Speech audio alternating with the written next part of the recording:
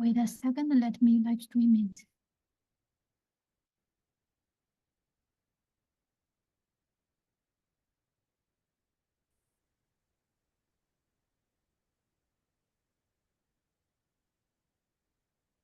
Wait a second, very soon.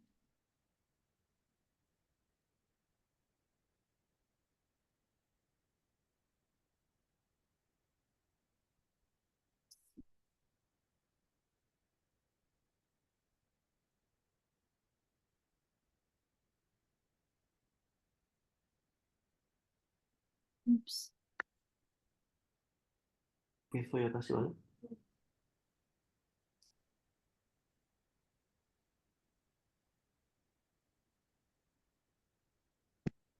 Okay. Okay, there you go. Do we start?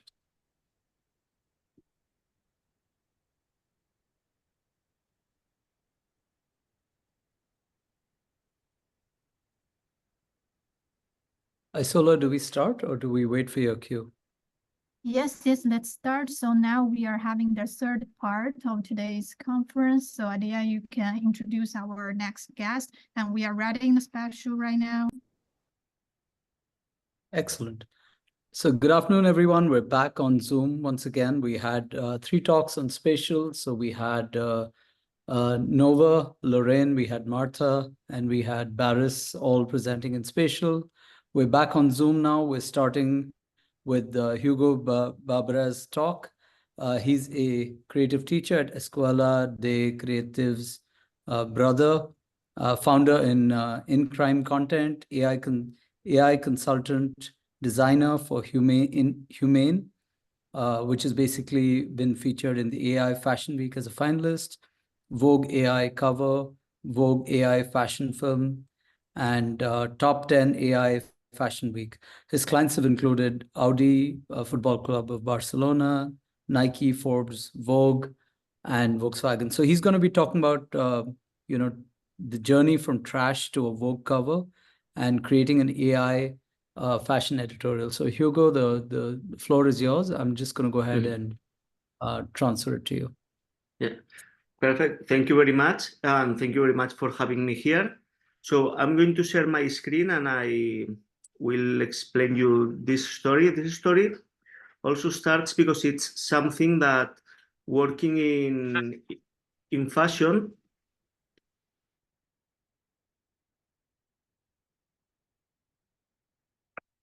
What happened?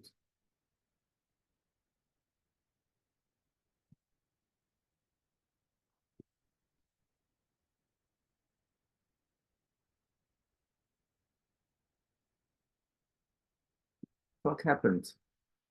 Hugo, you seem to be frozen, so I'm not sure if it's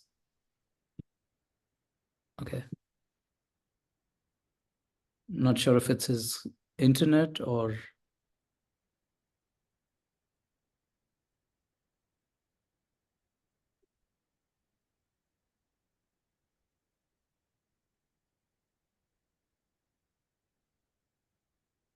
Okay, so we lost him. I'm just gonna. Isola, are you there? Okay.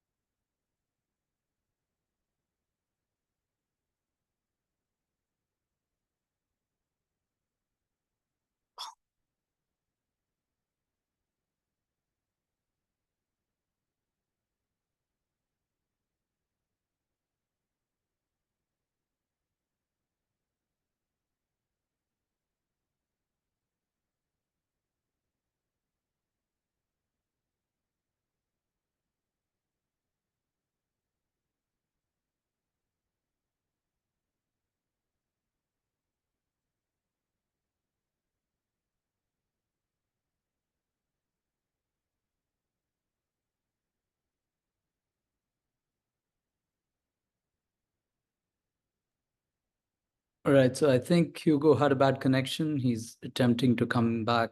So we're just going to wait a few moments while he gets back.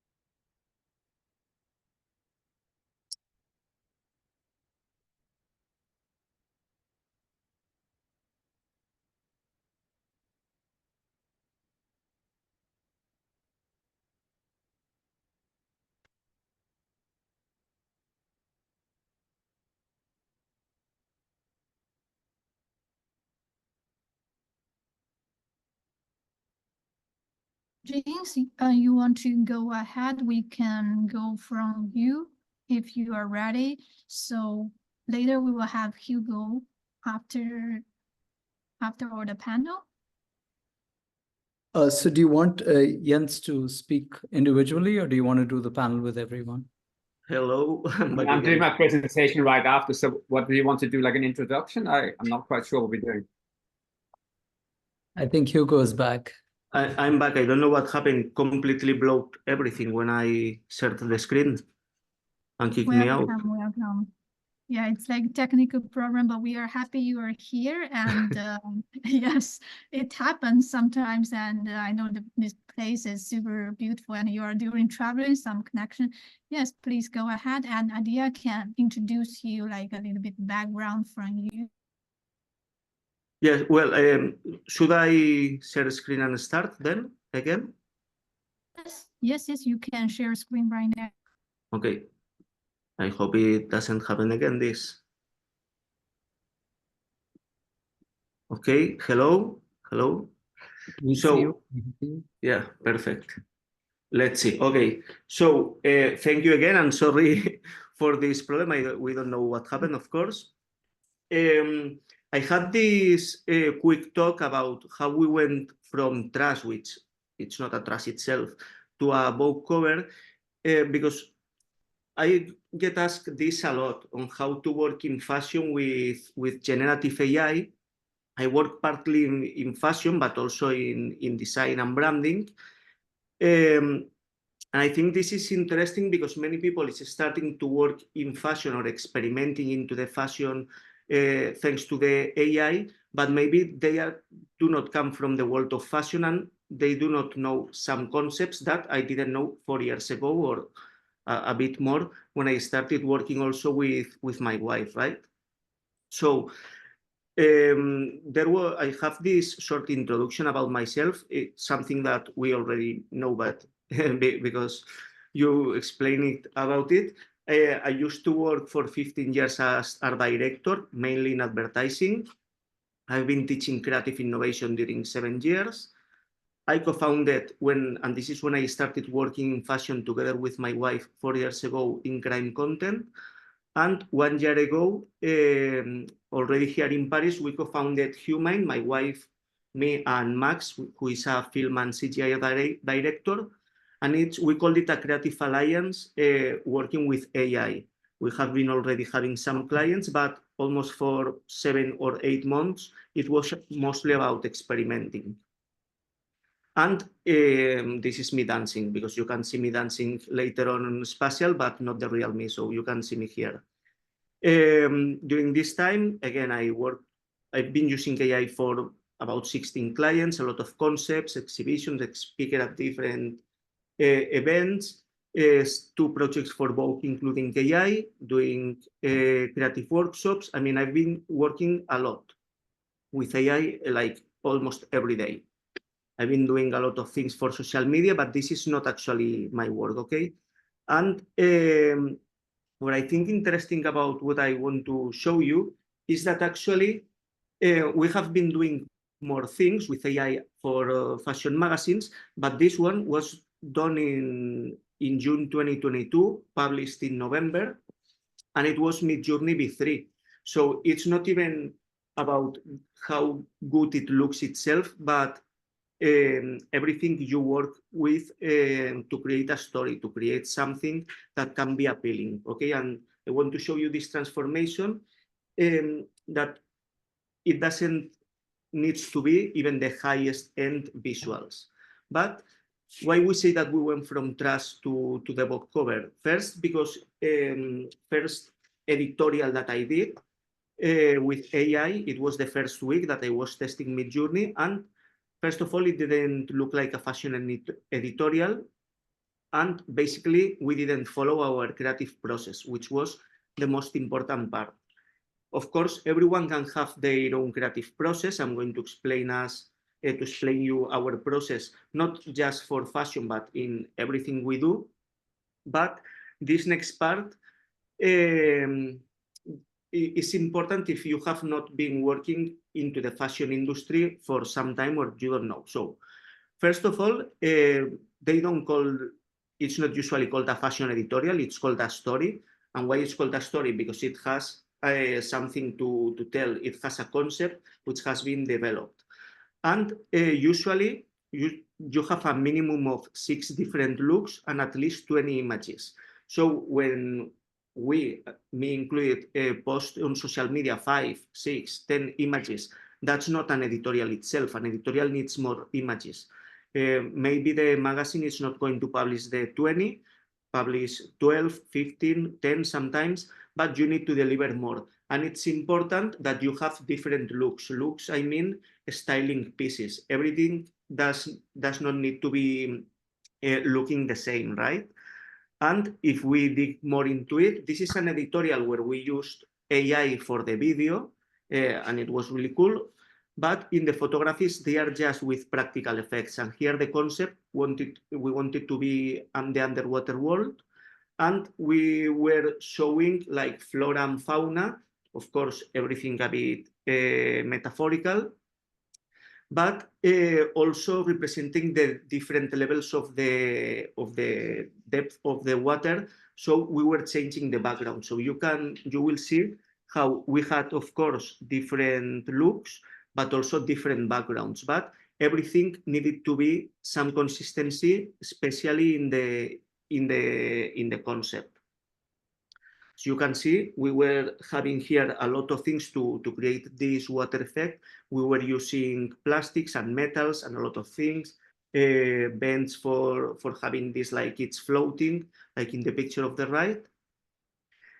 Even in these next ones, as part of the makeup, we wanted to represent the scales of a fish and this like nose ring. I don't know how this is called, that the model it's wearing. It's like the little lights from the fishes very deep underwater. So once again, it was not just about having some cool pictures, and we didn't need to be following a visual structure, but a concept. Okay, so just to summarize, besides of the concept, which we are going to be digging more into it, the important thing was to have the looks and enough images. But now let's see how we went with this fully AI and how the creative process actually was what changed the outcome of what we were doing. These images are the first one that I was creating to be kind of a fashion editorial. There was not a concept. I had something in mind and I started playing with it, with the brutalist style and applying different colors, but mostly the kind of clothes that they are wearing are the same. And we have these weird helmets and things, but it didn't feel right, okay? And literally 1 week later, even if it was published 3 months later, but 1 week later, we got the images that end up being this. We didn't have, in this case, the job assignment from the magazine. We pitched them. It was the time when AI was started exploding or being well known for, or a bit some known to the public. So it was something new, but we knew that we needed the whole thing. Okay, so as I was saying, We came from this, which had no concept or anything, and we started rethinking the whole process. So we went back and we thought of a concept. In this case, we wanted to speak about the creative woman shattering the glass ceiling. And it doesn't mean that we need to be literal about the images having women doing this, but the kind of things that we wanted to show the feelings mostly. So after having a concept that we wanted to talk about, we made our mood board, like we make in every creative process, whether it's AI or not, whether it's advertising or fashion. From this mood board, this is the real mood board. They are not random images that I put together for the presentation. This is the real mood board that we used. We wanted this kind of birds to express the freedom, but also we wanted, of course, elegant birds that could give us some textures or things that we like. It's not that you can have anything, okay? Then other things that we were looking for, kaleidoscope, motion blur. You will see that, especially at that time with Midjourney, it was very difficult to get it, but at some points in some images, where we were simplifying the prompts, we got them. Then we knew also that we wanted abstract backgrounds. We didn't want them in the city or in a house or in the nature. We wanted like very abstract things that were not real, things that were not possible. Of course, at that time, the visual quality was very far from getting results like this, but still this was part of the mood board. And then the most important part on a fashion editorial, which is the fashion itself. My wife made the real mood board for this with real clothes that were trending in the fashion week a couple of weeks ago. Okay, you will see that even the pictures of the editorial do not look like this because they are not realistic at all, but you can identify some of these pieces, especially the Dior catsuit or the Balenciaga maxi coat, the pink big coat. Okay, so when we had all this, it's actually when the photo shoot started, in opposite to the previous one, which we just started experimenting. So as I was saying, the photo shoot began. This is actually the first image that we got once we had a mood board, and this is the prompt. At that time I was experimenting, learning. I didn't know if I was doing good or wrong. Actually, it's not that different from what I do now. I keep having almost the same structure. Of course, sometimes I even simplify it because I work in different levels. But I keep using the same. Here, it's another image from the same prompt, but why this was working for us? Because as I was saying, when we were seeing the in real life fashion editorial, from one look, you don't get just one picture. You need more pictures and then choose, okay? We were having here different, we went to the next look. Here we were working with Coperni. We changed the swan from a heron, but we kept the ambient. We were still in the middle of ice clouds. And then we started changing things. We moved completely away from the ice clouds and we were looking for different shots. And as you can see, this goes seems to a different direction, but you still have things from the mood board. In this case, we had the long exposure effect better, the kaleidoscope a bit better, not too much, but actually in this picture, but in another one from the series.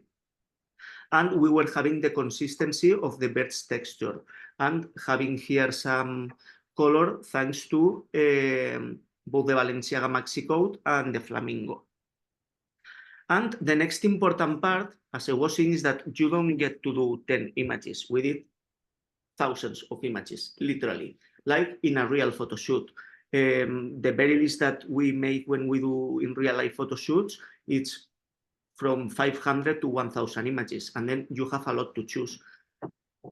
This is important because if you do 10 images and you say, this is my fashion editorial, you are sticking with the basic that you are getting. And into any real creative work, you need to test a lot, to produce a lot, and then choose the best from the best, right? In this case, we end up selecting 42 pictures to send to the magazines out of more than 2,000. And only 16 of them made it to the final editorial, already picked by the editors of Vogue magazine. This means that, again, to get just 16 pictures, we produced a lot of material that we were choosing from one to another. And then once we got these images, they were approved and selected by the client, in this case Vogue, we need to go to the next step. We didn't know it was going to be print. We thought it was going to be digital, but still you always send the images in the best quality possible.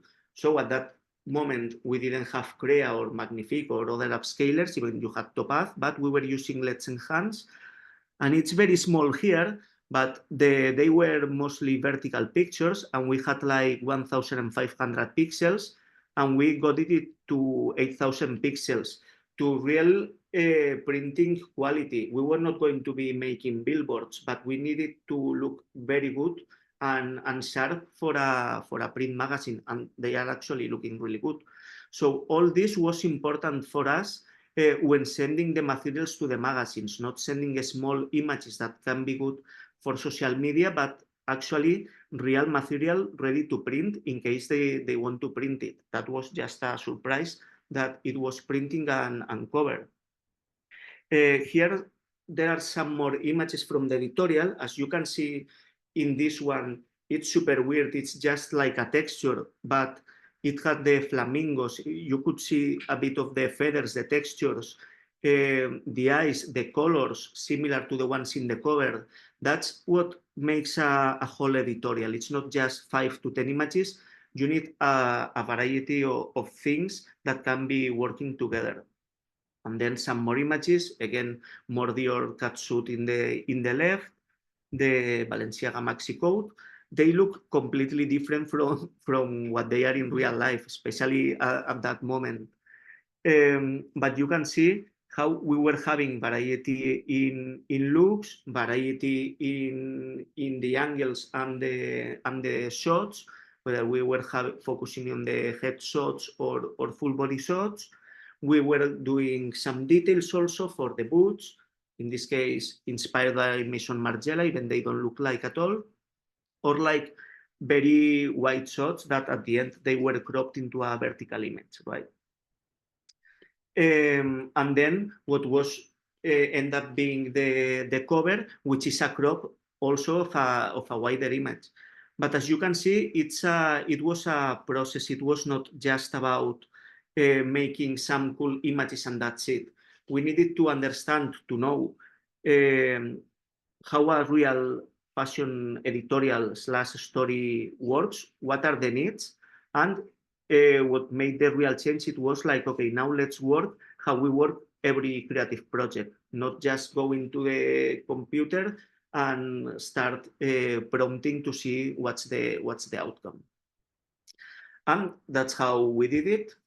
Now I hope this can help someone who is introducing in this world of fashion and can create something really, really awesome. And thank you very much for having me here. Thank you. Thank you very much, Hugo. I just have a couple of quick questions. When you came down from 2,000 images to 42, did you have to actually preserve the prompts? Because how do you actually preserve all the prompts in case someone wants something changed up? Second question is, when you're dealing with proprietary or trademarked information like Balenciaga, Dior, sometimes we see that these AI engines tend to not respond correctly because they're tuned to not give trademarked items. So was that a challenge at all? And did you have to work it out? Yeah, about the prompts, especially at that time, we were just experimenting. We didn't know how things were supposed to be working. But actually what I was doing is the prompts that I was using that they were kind of working, I was saving them into my notepad. So it was like my cheat sheet all the time to get back, and I was making annotations there, especially at that time that it was everything Discord, so it was super crazy. So I mean, something physical like a notepad, whether it's the one in your laptop or something physical, it keeps working. And I mean, we keep notes of our work to see how things are moving and what things work, what things not. I mean, it's just always part of every process, at least for me. And then, of course, at that moment, recognizing the real clothes was difficult, but it was recognizing the Dior catsuit. It was recognizing the Balenciaga maxi coat. Why? Because we were working on the trends for I think it was the next fall-winter season. So these clothes were in all the magazines because they just presented them. So whether it was in Vogue, in Elle, in every runway, they were, the big brands were presenting them. Of course, I'm not the expert in fashion, my wife is, so she knew what were the best pieces to try to make our editorial. Now that we are living in a different moment where we can represent more accurate the clothes, well, what we are doing is actually not doing editorials like this. The AI fashion editorials that we are doing, it's because we are mixing it with in real life, whether it's photos or video. Because now that you have the actual capacity to present something very, very realistic, if it's not the real clothes, it's going to be looking a bit weird. Sometimes even you can retouch. I mean, it depends the team that you have available. For us, every project is a team effort. It's not me just prompting. At the very least, it's me and my wife. But when we do in real life editorial, you have the makeup artists, the light artists, the photographers, the assistants, which also give a lot of inputs. When you have the videographers, you have 1 or 2 videographers. So it's actually 10, 12 people working together to have the final result. Thinking that just one person can have the results of 10 person, even you have AI to make things faster, I think it's not right, because it's difficult to have the knowledge of everyone. Yeah, and the bottom line is you are on the cover of the magazine, so the proof, that's what the pudding is. So congratulations for that. And thank you for your insightful talk and all those stunning visuals. We're going to go ahead to the panel, and apart from all the AI challenges we've had, we're going to try to have this panel of 6 eloquent speakers in a half-an-hour slot. So it's going to be quite a challenge. We have with us Christopher Sicurella from Frankfurt, Germany. He's head of sales, Fair Construction, ambassador of U.com, AI Task Force, Messe Frankfurt.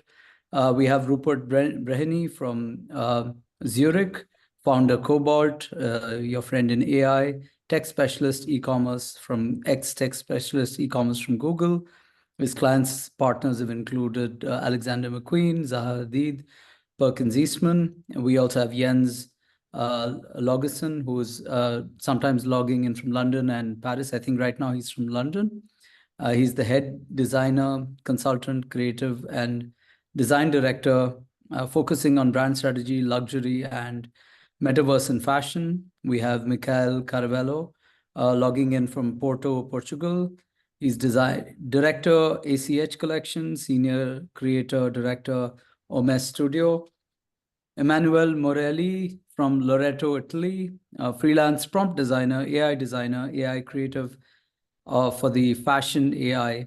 And we have Wildy Martinez, who's also, I'm not sure if she's from Charlotte or New York City, senior fashion designer from Snoga Athletics, founder and artist of Wildflower Fields, 2 decades in apparel design, focusing on women's activewear, working with digital art and Web3 and weaving and blockchain. So that's the fastest introduction I could do because we're super short on time. I'm going to start with the first question that we picked out as a cohort. And this really starts with going into yesterday and going into tomorrow. So on one hand, on yesterday, we've got traditional craftsmanship. And tomorrow we have AI innovation. So how are these two converging in the creation of fashion and art pieces? And if I can just go alphabetically, I'll start with Emanuele.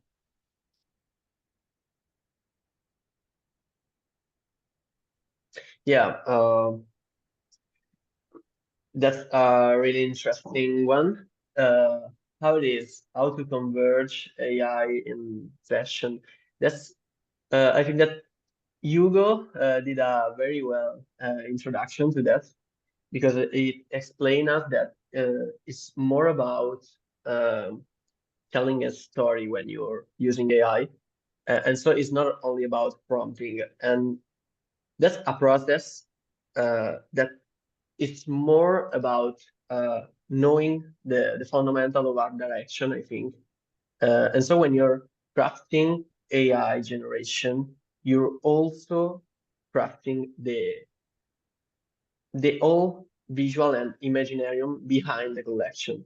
Because when you're prompting, you're also copywriting, you're also creating the text of the story, and having keywords that can help you in developing the collection is very, very extremely helpful. And so I think that you can integrate that in the craftsmanship process, and with a direct dialogue between the AI creators and the craftsmanship that is going to develop in real life. The thing that you are creating and generating can give really interesting, insightful for that product or that campaign or whatever. Yeah, thanks. And Christopher, you want to take a shot at that? I'm prepared to answer to the next question ahead. Okay, so who wants to take this? Is it Rupert?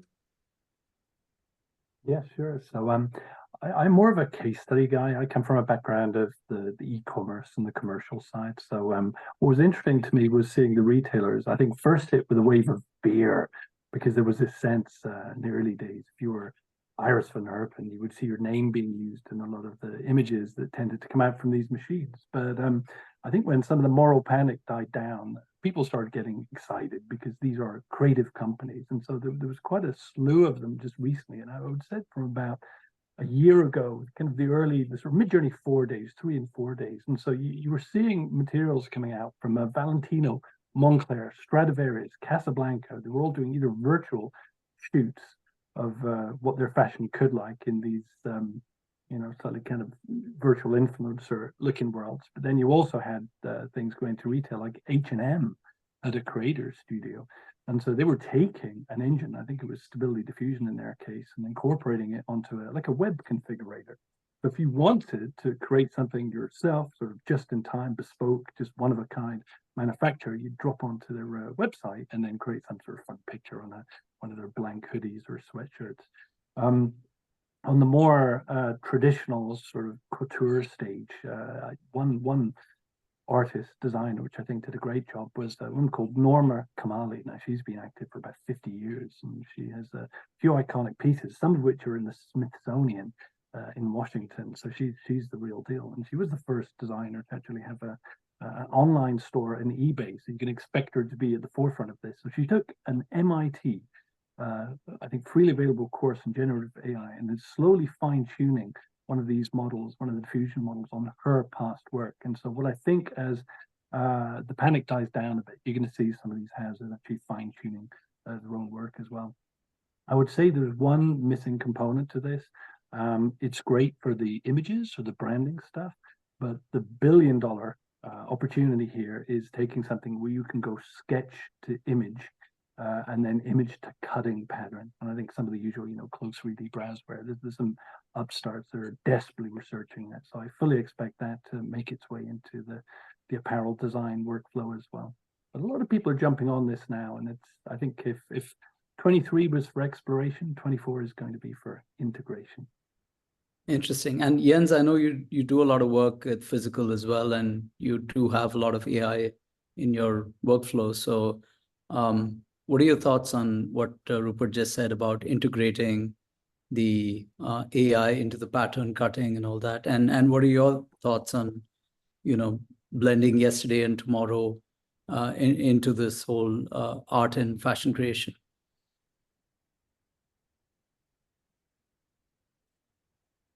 You're on mute, Jens. Okay, so now it's better. Okay. Yeah, so we are really at a really pivotal point, where technology is really going to change everything that we knew, So I'm a fashion designer. I've been a fashion designer consultant for the last 25 years. I had my own brand in London Fashion Week. I was trained in Paris in couture in the old school way. My teacher worked for Cristobal Balenciaga himself in the 60s. So I really know about the work with the hand. And when I discovered the digital fashion just before the pandemic, how performing clothes had been, I got really excited. I thought, oh, wow, what you can do in the digital is almost as good as what you can do with the physical. And since then, I've been quite passionate about how we can integrate this craft with the hand, with the craft of technology. And for me, the two are the same. Funny enough, I was initially supposed to study microbiology. So I'm a scientist in my brain too, and I'm a creative brain. So I know how to think creatively with concept and be a scientific in my creative, intuitive approach. And I think this is really the key to everything, that the boundaries between what is going to blur. I am not worried about the creativity, but what it is with the tools of the technology, we can do so many things, so much more creative and so much more fast, with Midjourney. The first time I had like a half day with Midjourney, I woke up at 4 o'clock in the morning, I'd done many images of a project that I'm going to present after this when I'm doing my presentation. And I had like 200 images of a project I've done for Lego. And I realized like a collaboration with Lego. Lego is a Danish brand. And I realized that what I produced in 4 hours would have taken me like a week and a half or two with assistants to do in Photoshop and all these things. And I thought, this is amazing. It's a better assistant that 2 or 3 I can collaborate with. So of course you can produce a lot of things, but the key is not the amount of work, like what Hugo talked about earlier. What we really need in the future is not producer of images, because anybody can do. We need producers of interesting images and interesting concepts. And to do that, you really have to know how to tailor disrupt the technology of the AI and really feed it with your own creative source and spice and stuff, because otherwise generic prompts gives generic images, and there's so many of the generic images right now that nobody wants to see them anymore. So the audience is going to really be picky about what they want to see, and this is up to us, the creatives and all the scientists, or the in-betweens, to really know how to disrupt this system and make it into a really performant creative tool. Not something we should be afraid of, but embrace. Sure. And I think, when we're talking about creativity being the key fuel, and hopefully that's still going to come from humans, and at least the prompts and how it gets. I think the curation has to come from humans. We are the conceptors, so we have to direct the technology. We are telling it what to do. We have to select. But it's very difficult to select the best 20 images out of 2,000 images. I teach a lot of fashion. It's very difficult to curate the work into something that has a really higher meaning. That is true skills, and that is not something I think for now AI can do. But in the future, we can of course train it to become curators, and then we have to be better than that again. So it's really a challenge for us. We have to educate ourselves all the time. We can never fall asleep anymore. We just have to become better, because otherwise we're being overtaken by technology, and nobody wants to be taken over by technology, right? Like nobody wants to be 100% in the metaverse. People want to be in the real world and in the metaverse, maybe in between. So I think oscillating is the key, in betweenness. Yeah, and Micael, I know you know a lot about algorithms. So do you really feel that human creativity is the fuel that's going to take this to the next level? Hello. Yes, I think the human also can work with AI in a good way, because is an extension, is a tool, like we said on this conversation, is a tool can provide us some more juice that we have and go to the Photoshop and losing some time.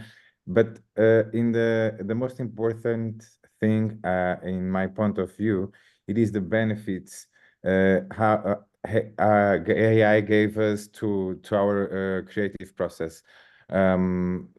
We can create something unique, prompting, mixing styles, mixing eras, mixing historical references to build something special, something unique, providing for on the fashion market.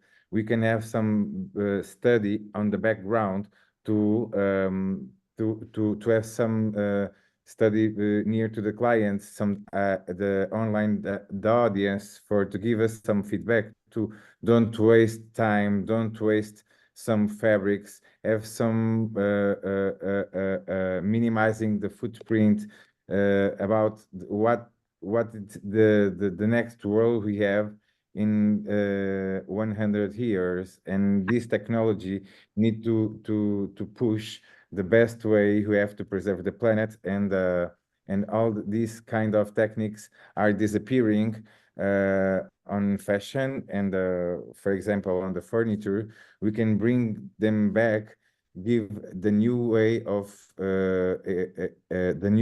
vision on the future, where we can include them on the new era. And I think also this traditional craftsmanship and AI innovation give us the new era of creativity, efficiency, and sustainability. It's it's very important when people are talking about AI, have a lot of resistance, and we need to think it is a natural course of things. Can we evaluate before and after the Industrial Revolution? Can you evaluate before and after emerging the internet? What are pros and cons? This is very important because AI it's an extension of us to give us more and more from the future, the next future.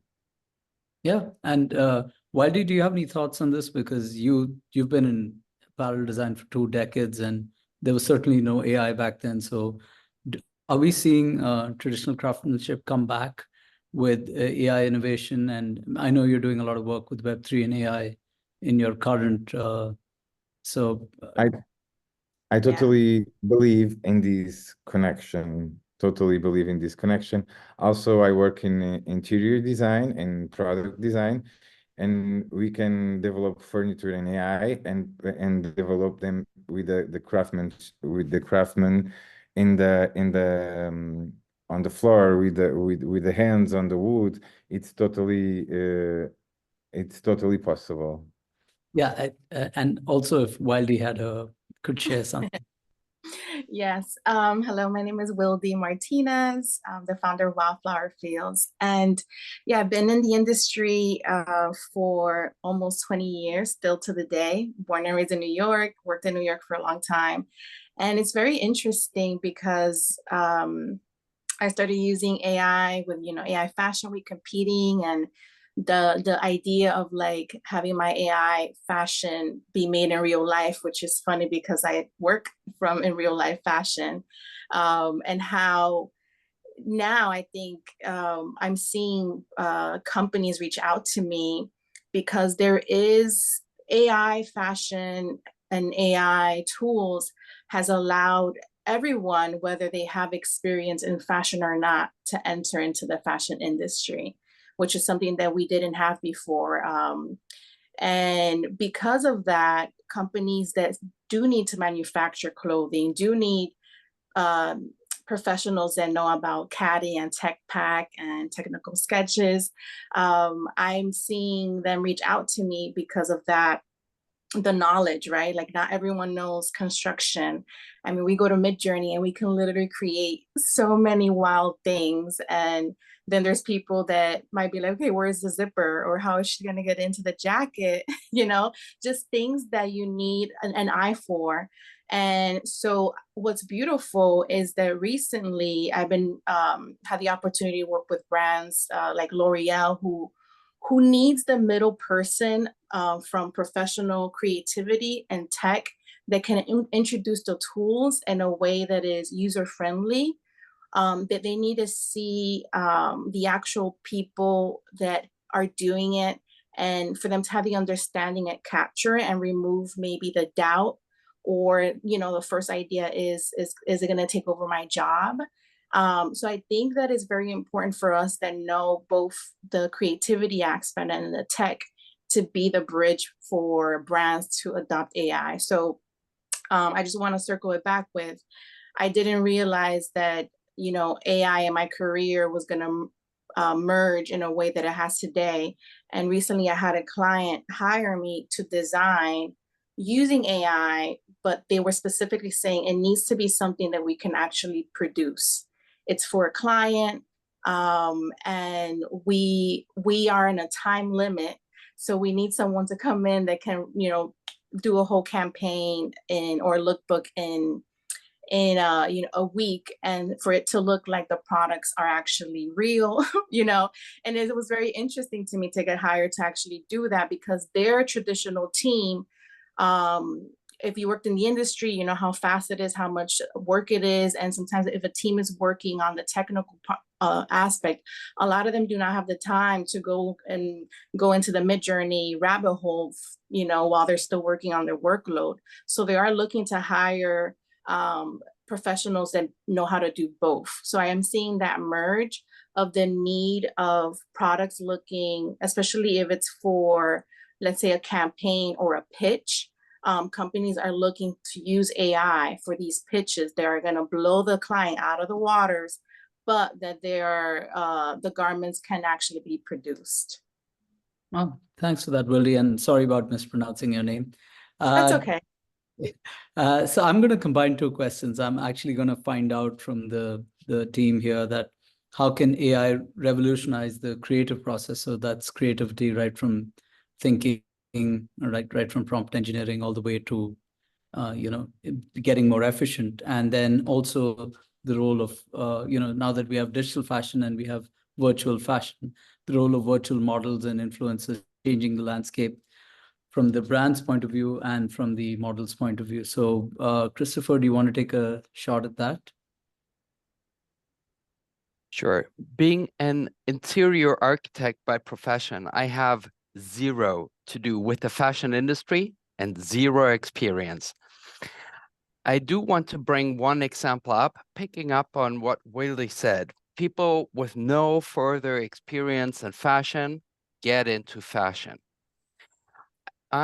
In my imagery, it's mostly people I show. Naturally, they're wearing something. What I show is not the wild, experimental, high fashion, but a pretty hands-on kind of fashion that could be produced. One example that I'm obsessed with is a cropped black bomber jacket with a cherry blossom embroidery. I could share my screen to show an example. Is that possible? Yes, it is.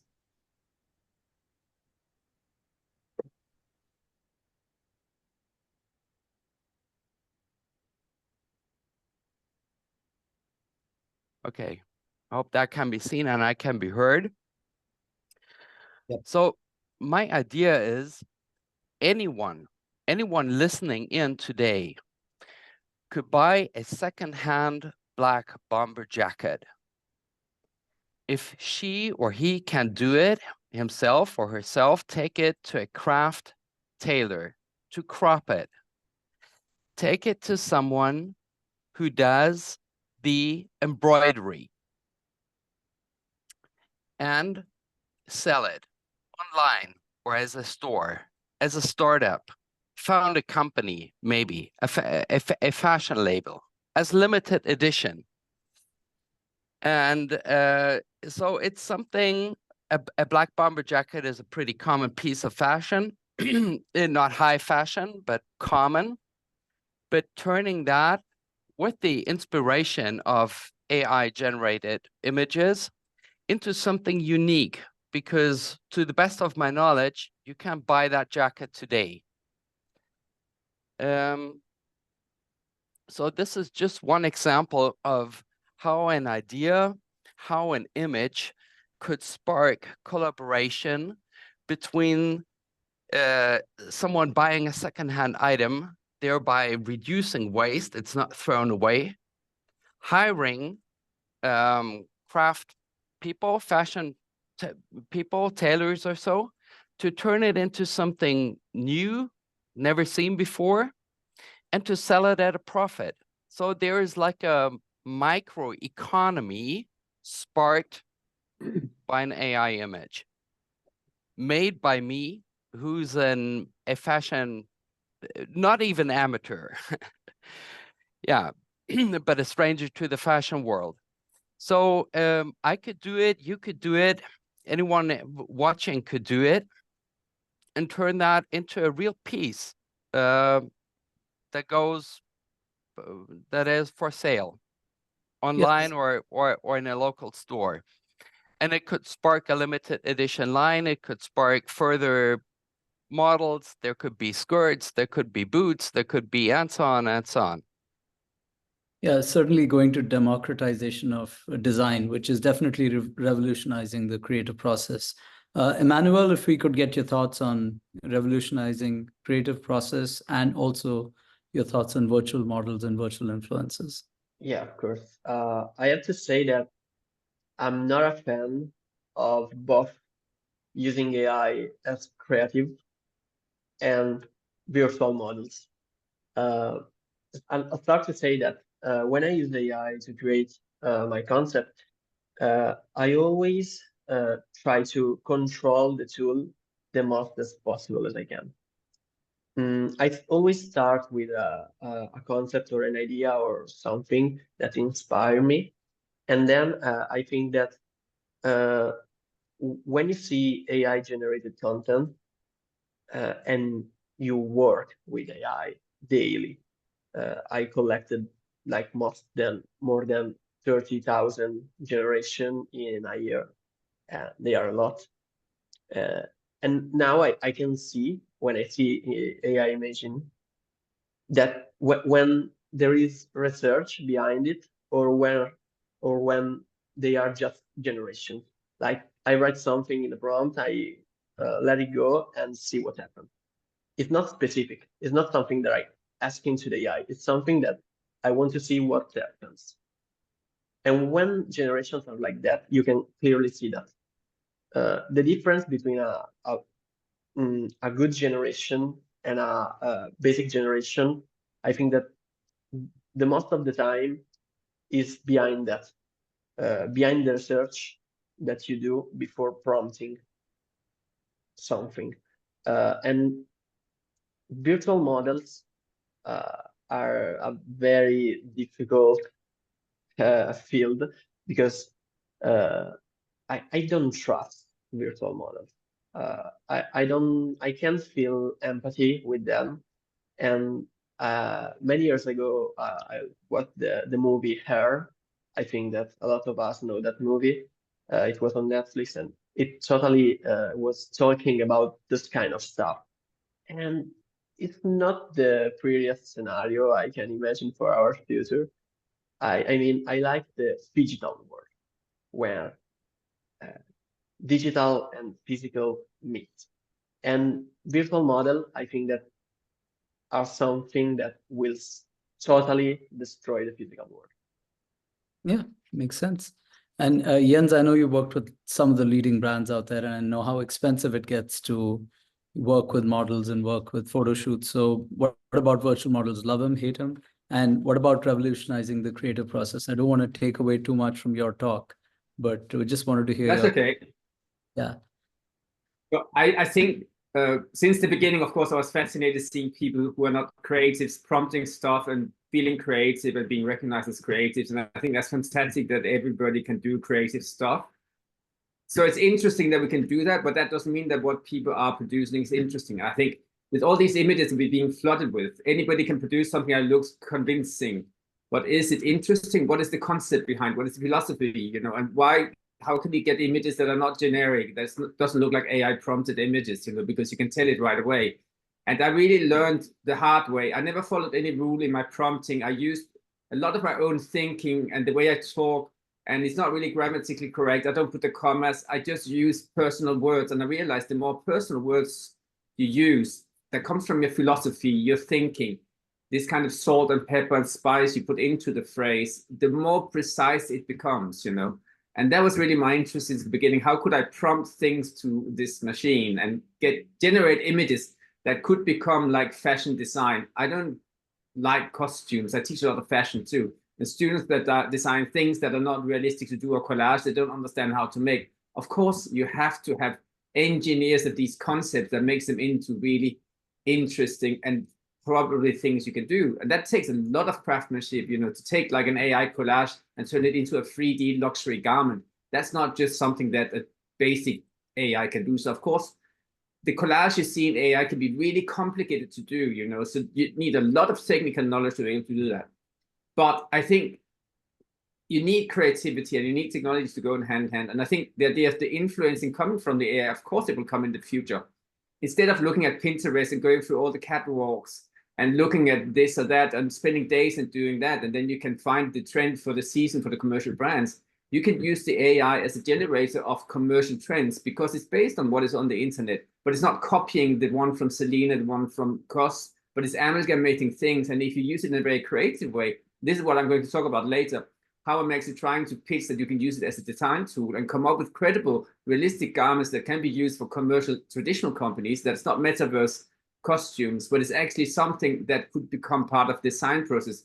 I think once you have that, then you really can see, the companies can see there's a purpose for it. It's not just fantastical images that nobody can make. It's actually something that can help the bottom line at the end because it can speed up the process of producing ideas and concepts and mood boards and design solutions or variations of shirts and trousers, which is what brands are selling all the time. So I think brands today, they're really worried about the metaverse because it's too alienating and it's too much of investment into something that don't believe that's a business in for them right now, because people don't want to be in the metaverse. But of course, with the digital integration with the AI, I think this is really where we can see that the idea of technology and digital, and it's really here to stay, and it's really here to give purpose to everything. And we will help consumers to connect to brands in the future and for brands to find new consumers. And I think this is really what it's about, that everybody has to embrace it. We're not jumping into metaverse right away, but we're on the way in there, playing with the in-between reality. And this is what I heard earlier, one of our colleagues saying, this in-between is not digital, it's not physical, it's in-between, the phygital, like we talk about, or the oscillation that I was mentioning further earlier. It's about using both sides at the same time on the phone or in the real world, not just to be in the computer as a gamer. But of course, if you want to be that, but I don't think any fashion consumers want to be in a game just in a game. They want to be in this life, have a garment, and maybe interact with it digitally on their phone or on the computer. And slowly they will be getting used to using digital in a much more try and way, you know, it's like try it on and then it works and you can see, oh, this is really useful. Like we all discovered like Zoom, how useful digital could be during pandemic because suddenly we connected through the digital. That's really amazing that you can connect through this digital media in a very human way. You know, I talked more to my mother during the pandemic that I did before and I saw her more. So it's really positive also technology. It's not just a negative. Yeah, and I don't remember what you said about virtual influencers and virtual models. You want to give a quick snap judgment? So virtual influencers, I definitely believe in the future we will have. I think what we see now is very high street. It's very like generic. It's a very fashion. It's not so interesting, you know, because how can you give technology a personality? How can you give them soul? How can you give them like mistakes, you know? With Rupert, we did a panel some time ago with Luke Nugent, and he does really fantastic prompting for finding these kind of subcultural characters that looked from something from the 80s and the 90s and 2000s and 2020s at the same time. But I can for sure tell you that his prompting is really personal. I don't know how he's doing it, but he has really found influences with like a lot of depth from the past and links into the future, because the way he prompts it, it's very interesting. I don't know what he says, but you can see on the images, it's beautiful and it's interesting. And you really, for that, to get to that level, it takes a lot of work and it takes a lot of morphing with the technology somehow. So what you think is what you're saying, how you write it. Yes, I know some people, they make a lot of rules. You have to write it like this. So of course, that's like a very dogmatic way of doing it. But I find the more personal it becomes and the more chaotic it becomes, it gets more beautiful, the images. So I actually follow no rules when I write. I just write it down with spelling mistakes and everything like I talk. And it actually works pretty well sometimes, but you'll see more about that later. Sure. And Micael, how about you?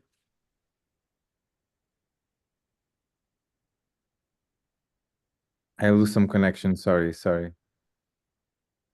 Do you want me to repeat the question? Yeah, please. Yeah, please. so basically, how is the creative process being revolutionized by AI? And what are your thoughts on virtual models and virtual influencers? I share the same opinion like Emanuele about the virtual models. Between the creative process and AI, I think AI can help a lot because all of us knows everything, of course, and we can bring some intricate details for this kind of process. Also, not only about the images at all, but about the AI in general, can improve some technical and process in the fashion industry, of course, using sustainable materials and sustainable materials. And the expectation the brand have before trying the product, you can have some study case before wasting some energy, money, and so on. We can have some study cases about the trends. I think it is very important for the fashion area. We can test before launch something to bring some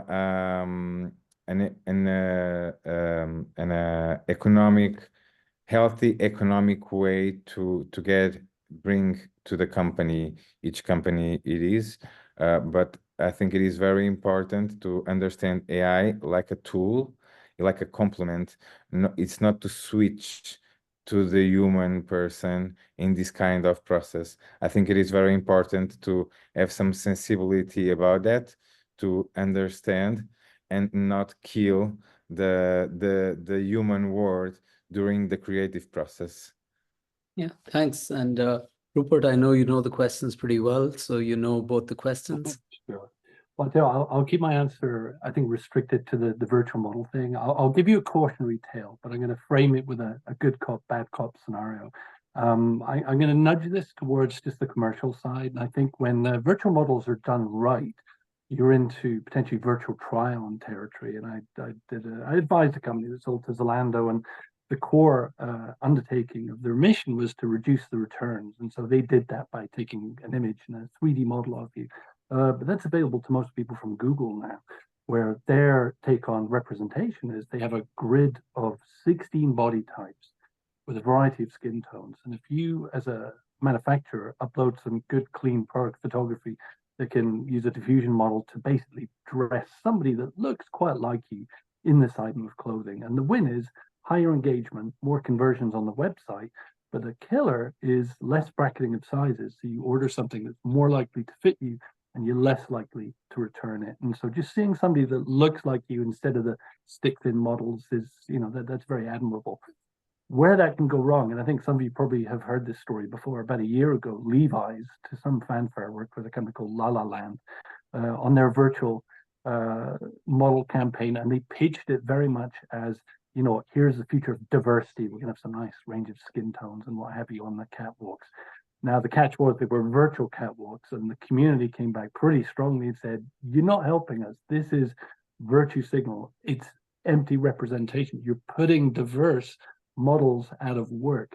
And I know it's something that actors or, you saw the Screenwriters Guild in America actually have this actually put into potential contracts. And I think you would see, I've got a model friend who's studying this in a PhD just now, where what you're looking at for modeling contracts now and the ability for agencies to reuse your likeness is going to be in tricky territory. So I think the legal is going to play catch up. So if we're using these virtual models, some of it may be based on real likeness, but we're back to this idea of equality, equity, shared revenues for anything that you go in. And if you're inadvertently having your body used in a data set, that's unfair. So I think there's the technology progresses, but the law has to catch up, and I think it will do soon. But when you're doing this, make sure the optics are good. Don't be a Levi's, be a Zalando, be a Google in this instance, and you'll stay safe. Nice. And Wildy, any thoughts? Do you want me to repeat the questions? Yeah, please. Yeah, so how is AI going to revolutionize the creative process, number one? And what is your snap judgment or your initial thoughts on virtual models and virtual influencers? Love them, hate them? Answer to number one. I think a lot of us have said it so many times about how it just helps with the creative process as a creator. So I'm going to use a real life example. I actually was hired by L'Oreal to talk about the creative ways that we can use AI for their concepts. So they're like known for hair, beauty, and the artists, the ones that are behind the tech, behind the commercials, behind creating the color dyes of hair color, were kind of in like, how is this going to affect me? And I did a presentation, and I really try to stay away from actual humans, no hair, no faces, just to show them there's so many ways to get inspired and use AIs for the creativity process. I ended up using examples of poppy flowers. I used ChatGPT to give me different terms for microscope lenses. And then I used that prompt, fed it into Midjourney to do different zoom-ins on poppy flowers to get the dimension of the red color if you want to create a red hair dye, right? So it's just like kind of like thinking outside of the box in a way that it will probably take me forever to research like microscope lenses. That's not what I do, you know, and to be able to have not just Midjourney, but even ChatGPT and think outside the box in how we can just use it to create things that we, you know, how do I know about different wildflowers and their names and their attributes? And it's just like, how can we, again, like I said, how can we be that bridge to show the industries, whether it's fashion or beauty, the many different ways we can use AI in our creative process. And as regards to virtual model, I don't have, I'm like a neutral. I love DressX. I love trying on their stuff and having fun with it. And I do like, you know, showing it to my mom, and my mom kind of getting her head wrapped around having a dress that you can see it on the phone, but it's not on her. I think it's fun. Again, the laws are the part where we have to, it's hard to legalize it in a way. Again, I think Rupert, you mentioned with using likeness of real people. But in regards to AI, I think it was Jens that said it, and creating even just AI models. I am a big voice in regards to diversity within AI model. So I did a whole project on vitiligo and skin diversity, and realizing that Midjourney didn't recognize that skin condition. So I ended up training my own AI model with my actual photographs and photos of people, and just to bring that you know, that fresh perspective that not all people look the same into AI. And I'm really proud of that project. But I'm not, in regards to virtual, I think it's fun for now. Like I just love all kinds of creativity, and it's pretty cool if even if I have a sketch that I do and see it from hand to AI to 3D to trying it on. I mean, to me, it's all amazing to watch as a designer. Yeah, and Paula, I'm glad you joined. I just got a call. We'd like you to share some thoughts on everything we've spoken about before we get on to the last concluding question. Cool. So yeah, I just jumped in. So I was there talking on the Metaverse there about software engineering and sustainability, and how I went down this big rabbit hole about generative AI, and that's where I'm at the moment in terms of my research. So the question was, how do you think AI is going to revolutionize the creative process in fashion design? And what's your take on virtual influencers? Okay, so I suppose really the creative process in generative AI. So I suppose I'm looking at not just generative AI, I'm also looking at it, what Jens was talking about in the supply chain and how we're using it for optimization and productivity. Generative AI for us, because I represent retail fashion students, we're non-designers.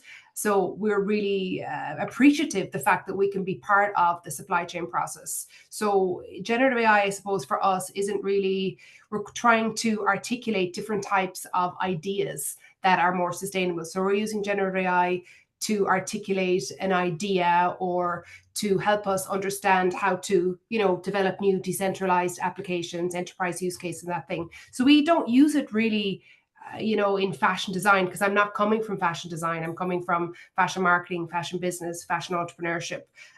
So I suppose really my efforts really for generative AI is more about idea creation, so we can start that dialogue with the fashion designers. Because I often, well, you're not a designer and you're not a creative because you don't have the skills. Okay, that's fine. But generative AI now gives us the opportunity to work together with designers to create, well, what does the product actually look like long term? And we have the right as fashion retailers. I mean, people complain about us all the time. So now we're saying, listen, thanks very much for the invitation to participate in the design process, and let's work together to generate new products and services that people actually want in real time. So that fits nicely into my research. I suppose then your second question was about AI influencers, was it? Or yeah, virtual influencers, digital humans.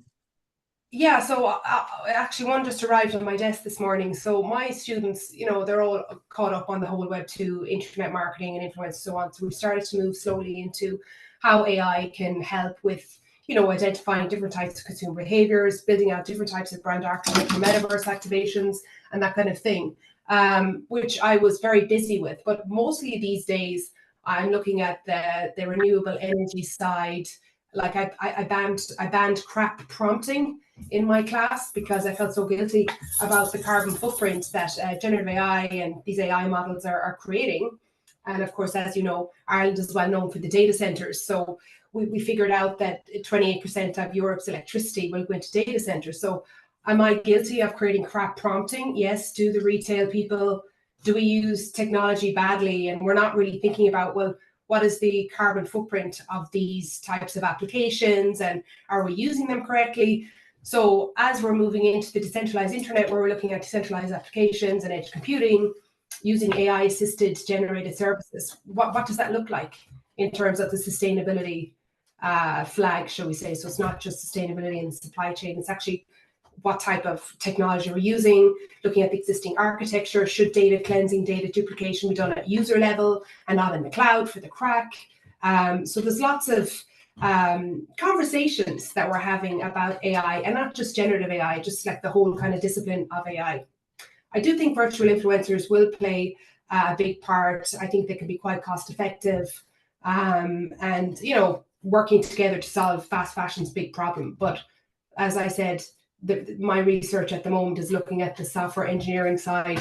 I've nicely progressed on to that. So I think what my students said to me last week, you know, about applications, they were like, okay, we love using these applications, but what's the carbon footprint? And if they were built out in a decentralized architecture, would the carbon footprint be less? Where's the computing power coming from? So it's nice to see that I have a generation of students who are asking those questions. We love generative AI, but what's the carbon footprint? And what if someone developed some sort of dashboard to compare and contrast different applications? Or what if there was, you know, an Instagram Lite app, and if that app lived in a decentralized infrastructure? So there's lots of questions, but I'm just really delighted that the fashion retail marketing people are part of this design dialogue. And I think together, that's the end game, right? It's everybody working together, and that's the whole ethos of Web3, that philosophy of working together with stakeholders, trying to create new products and services that are sustainable long term. Yeah, similar to what Chris said, that it's democratizing design. I'm just going to end with, you know, I just heard Peter Diamandis has this little moonshot conference where he called Elon Musk on FaceTime, and then Elon Musk threw a bombshell by saying that, hey, AGI is not going to be here in 2030 like what Ray Kurzweil predicted, but it's going to be here in 2025. So inviting everyone to put on their futurist hats and just, you know, chime in and just let us know how are we on the reality spectrum in the next 1 year. Is it going to be more dystopian, more towards apathy of not caring about scraped data by artists who've not given consent, or is it going to be a nicer kinder, better place as AGI becomes a reality.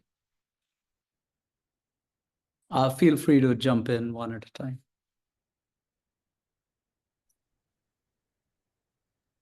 Well, what was the question again? Sorry, I was. Yeah, so we're probably going to have AGI sooner than we think, which is probably a year or 2 years from now. So are we going to have a better society and relation with technology, or is it going to become out of hand and is going to be the dystopian future that a lot of science fiction novelists have talked about in Black Mirror and things like that? Well, I suppose from an education perspective, sorry, does someone want to come in there? Okay, go ahead. Yeah, just representing the educators in the space. We have a massive EU directive coming on sustainability. We're really, really busy, focused on data hygiene. We're focused on ethics. So we're I don't think it's going to become, I think regulation is going to come in. I think the educators, I mean, I don't know how many, how will I say, courses I've been on in terms of ethics, how I use AI, what my data footprint is. So I think it's going to become highly regulated, and I think the stakeholders are going to have a better understanding of it. So no, I don't think we're going to have this dystopian thing. And like I think Jens said earlier, you know, we're using AI in different parts of the supply chain, and it has different use cases, different functionalities, even in terms of things like direct to textiles. Yeah, I'm sure you spoke about it earlier, where you've AI, where we're not making prototypes anymore. We're going directly to textiles in terms of how we do our prototyping. So I think we're going to be okay. I think it's like I said, everybody working together, getting the information.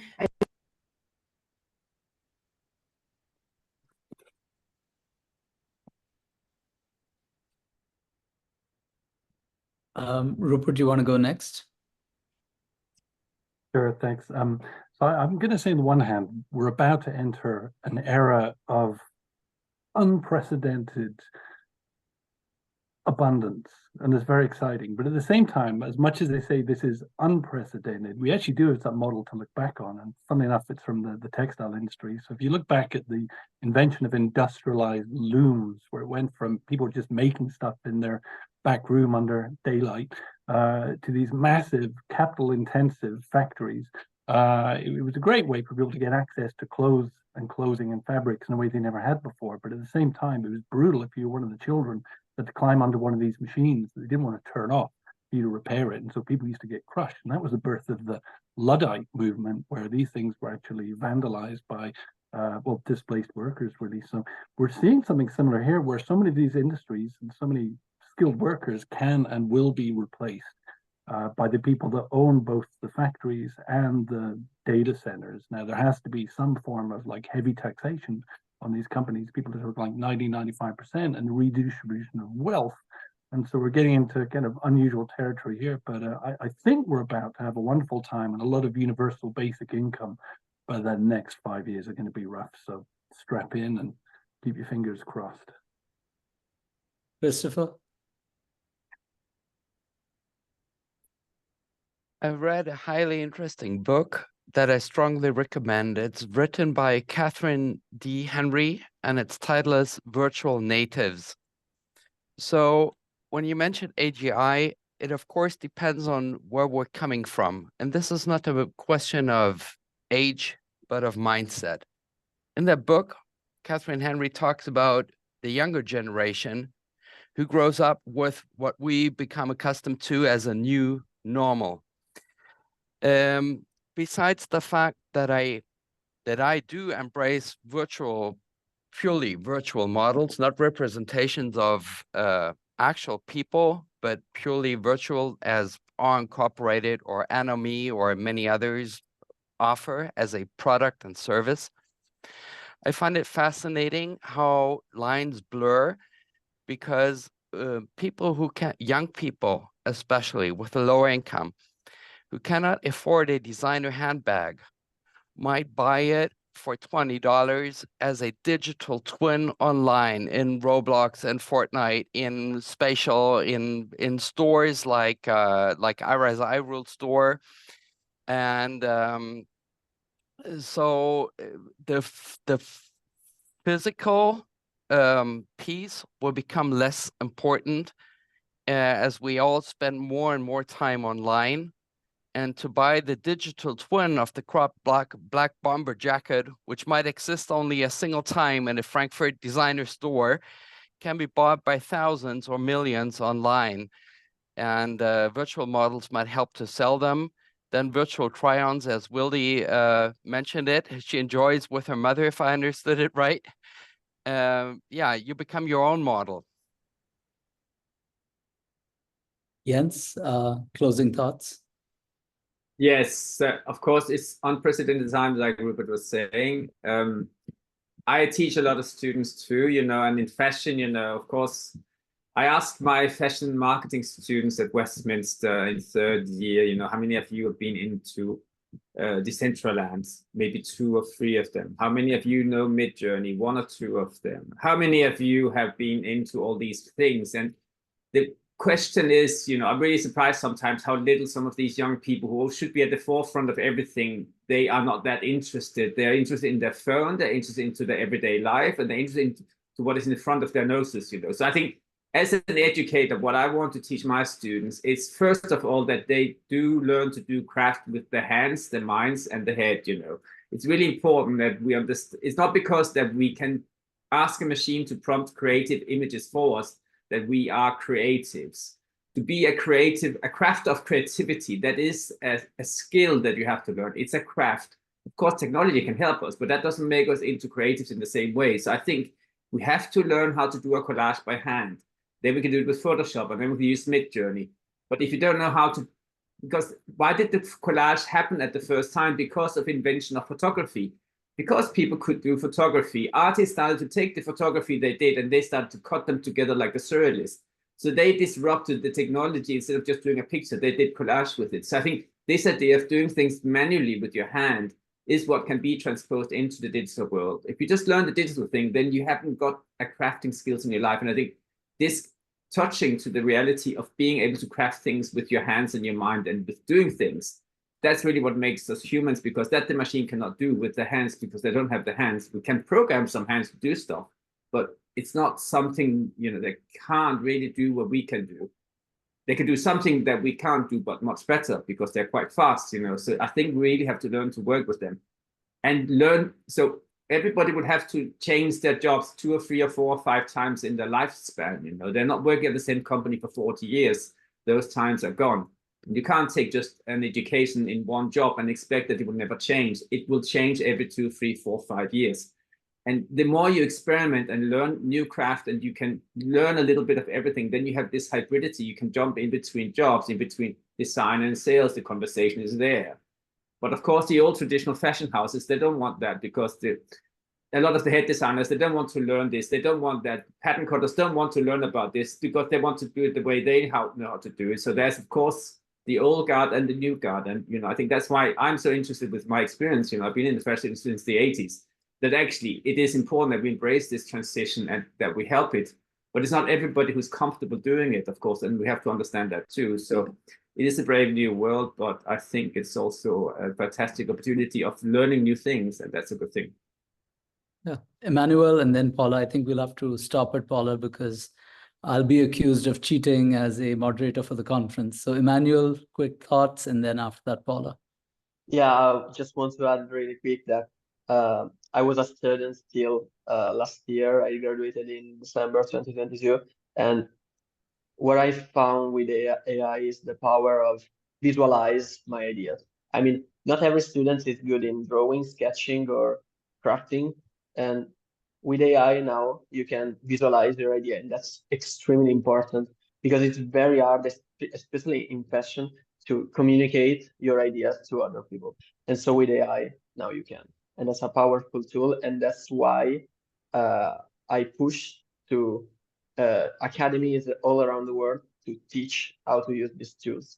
I also had the pleasure and the honor to having some lectures around academies here in Italy, and it's amazing because I'm 25, and so students are really my age, and I really want to push on that. Learn how to use AI, because it's here and it is happening right now. That's amazing, Emanuele. I'm almost double your age. So Paula, and then I think we end at that. Yeah, I just want to add, just also an educator, I started off in computer science first and then moved into fashion. And I suppose it's really a combination of art and engineering that'll actually bring together these new types of skills. So I think, you know, that approach, like what Jens is talking about, you know, understanding the physical world or bringing these in and then teaching.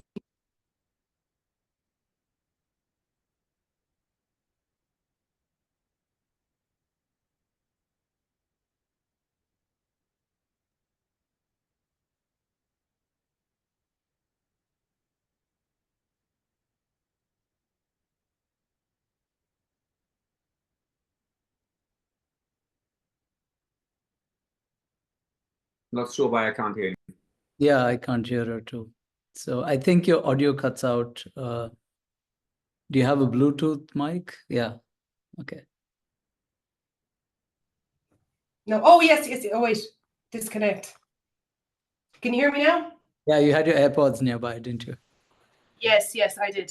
So what I'm saying is a combination of art and engineering. And I know this because when I started on my journey, the design department were given out to me, computer science were complaining.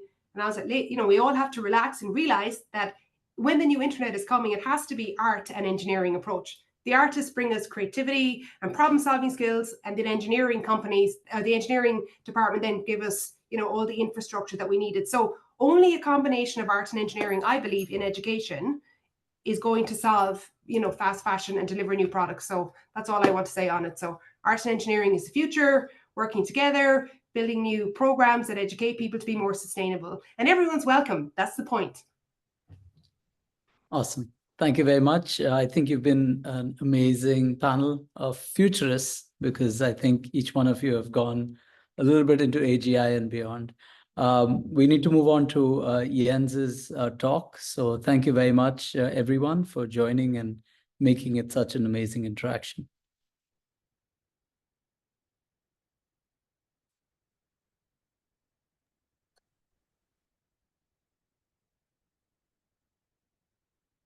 Jens, you don't need me to introduce you again, or are you okay, good to go? I can't hear you. Okay, now you can hear me. I'm just trying to sort out my desktop. I'll share my screen. Where is the writing? Okay. Let me go to the beginning.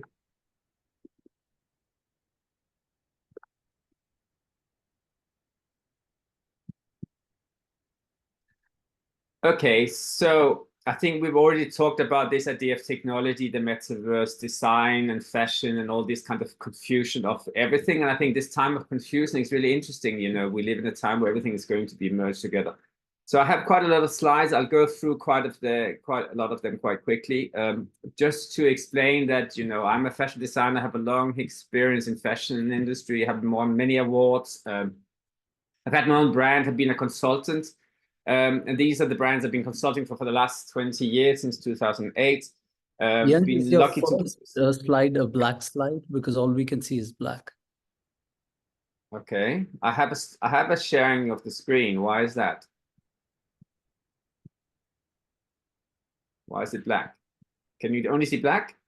When you were presenting, all we saw is black. So we weren't sure if that was your first slide, if your first slide was a black slide. Oh, so what can you see now? Your face. Okay, but I have the screen open, so why is that? You need to click on share screen again, I guess. I did do, but let me see. So where I upload it back. Okay, so let's start again. Can you see my slide now? Yes. Ah, no. Okay. No, let me just see. Okay, let me do it again. It's because I selected not the desktop. I selected the panel. Is this working for you? Okay, great. Yeah. So these are examples of the companies I've been working with since like 2008, in the traditional way. And then recently I've been playing with the idea of the metaverse. So this is kind of the first example of my attempt to collaborate with fashion designers who are digital designers during the pandemic and take my skills from the tailoring into the digital. And I realized by doing this kind of collage silhouettes together, you could create these new amazing new questions of what tailoring could be just with playing with digital versions of the toiles.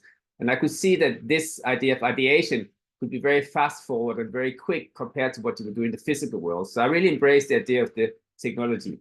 So going back to what Paula talked about earlier, I actually have this scientific brain and have a creative brain. I always was supposed to become like a genetic designer and work with clothing, but then I learned how to sew in a factory in Denmark, and I decided to become a fashion designer because it's also a field where you combine engineering of clothing with creativity. And this idea of having the two brains on the left and the right side of the brain at the same time was ignited when I went to Paris and studied couture. I learned to craft garments with the hands. Then I studied fashion management in Paris, and I had a career in Paris until 2000, when I decided to become more creative and did my second master's at St. Martin's. During the middle of that time, I discovered, well, there was 9/11, and that kind of ignited like a whole new regeneration of my design thinking. And this kind of crash was really the crash of 9/11 that was in the middle of the time when I was deconstructing garments. I was in the middle of reconstructing myself. And I realized that this is the end of the world as we know, a bit like the pandemic was at the second time. But it was really that ignited my idea of deconstructing garments, looking into these shapes in new ways and understanding what's happening.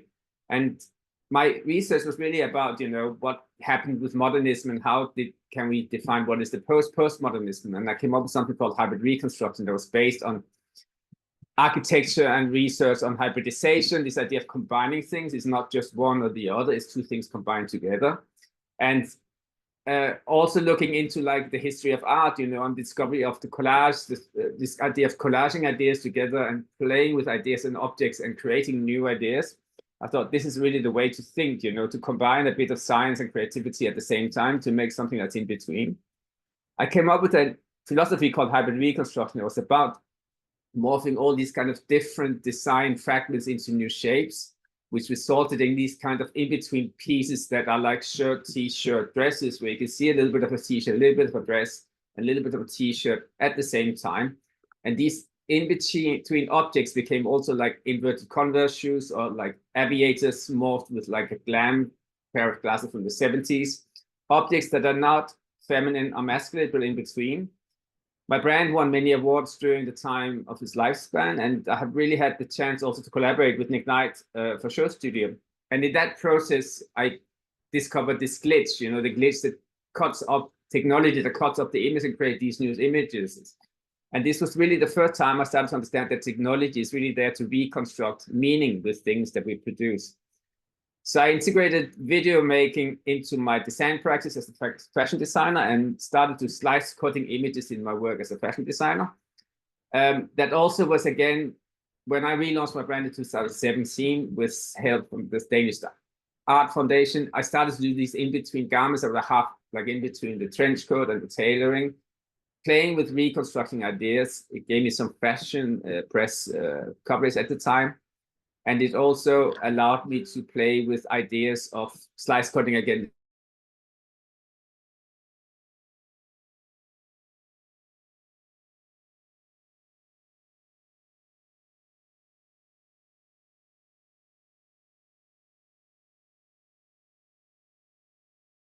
Hello, James, are you here? Yeah, I think, Jens, we lost you. It's frozen.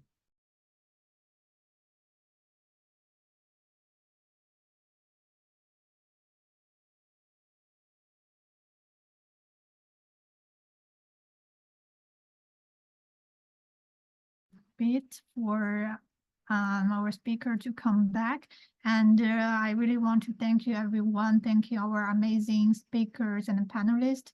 It's really here for me, it's very honored to having you together on the stage to talk about it's really insightful speech. And from generative AI, we can see a lot of opportunity and potentials, also thinking about like energy costing these things behind that we didn't really touch it. Thank you for Paula. It's really amazing speech, and I'm super happy to having you here. And I would like to really thank you for Ira and 19 Ghost. So they are the owner of this space and decorated really beautifully. And also thank you for Alexander to having you to introduce so many amazing people in this event. We are building things together, and also Aditya. Thank you so much for hosting the entire conference. I know it's really, really tough. Like we have an everyday very, very intense agenda, but it's really amazing to have all of you to be here, and we are together and building something really beautiful. Yeah. So let's wait a little bit for James to come back. And here in the space, Eva, if you want to introduce a little bit, because I know you are also offering a free giveaway, especially designed for our Fashion Metaverse Conference 24. So you can come to the stage and share with us.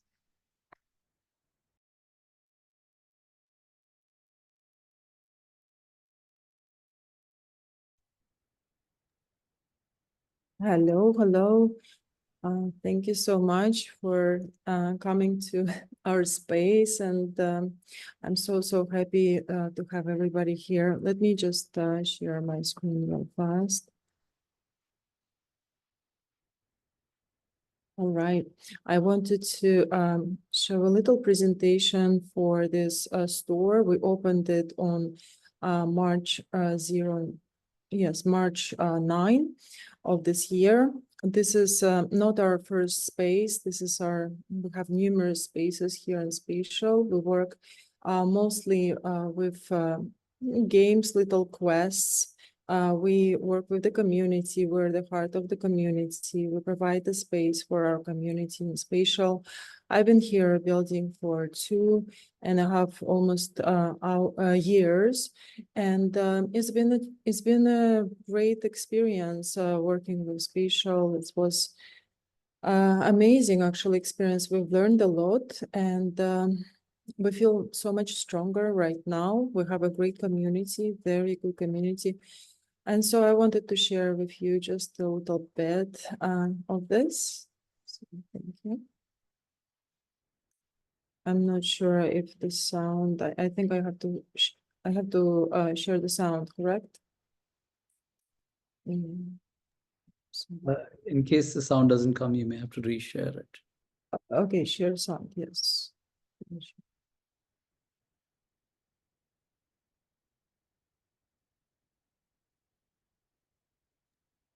We don't hear any sound right now. Oh, that is strange because I'm sharing my sound. Share sound. Oh, yes, I see it. Okay, sorry about that. Store, celebrating the metaverse evolution. Welcome to iRule Store, a space born out of the dynamic evolution of the metaverse. 2 years ago, our avatars were limited, lacking the freedom for customizations and spicy moves. Today, with the power of Unity, we've transcended those limitations, bringing innovation to life. I am Ira X Lab, joined by my partner 9D Ghost. Our journey in the spatial metaverse has been a profound exploration of creativity, community, and personal growth. The joy of gaining the freedom to create with Unity has been transformative. We've moved beyond generic avatars to crafting custom animations that redefine how we dance, express, and engage in the metaverse. I believe in creating spaces with good light and good vibes. Who doesn't love to have a good time in the metaverse? Our parties have evolved, and we're introducing custom long animations to dance effortlessly, enhancing the overall experience. Discover the button of possibilities, offering 2 distinctive choices.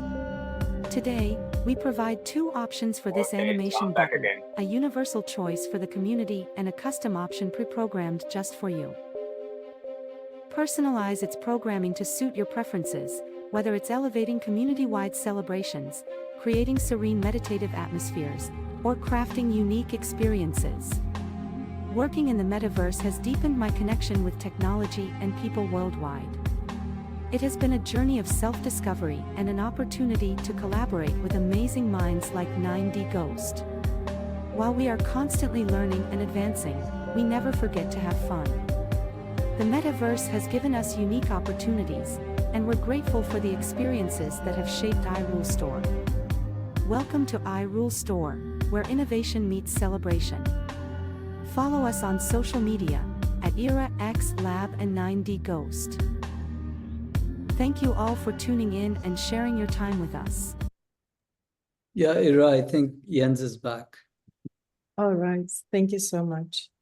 Technology, my God. Mm. Yeah, I had a black screen, it crashed, so I had to restart everything. I'm not quite sure why it crashed. It never happened before, so. So we were on a slide with green. There were green. Yeah, I'll try to find it again. Okay, I will take the whole screen share, and then I just need to close everything else. So it was with green, I forgot. No, sorry, what is this? Oh no, that's the wrong. Okay, so I need to find the keynote also, of course. Okay, no, I hadn't opened it. This is the one, hopefully. Technology can be good, but it can also be troublesome when it doesn't work. So.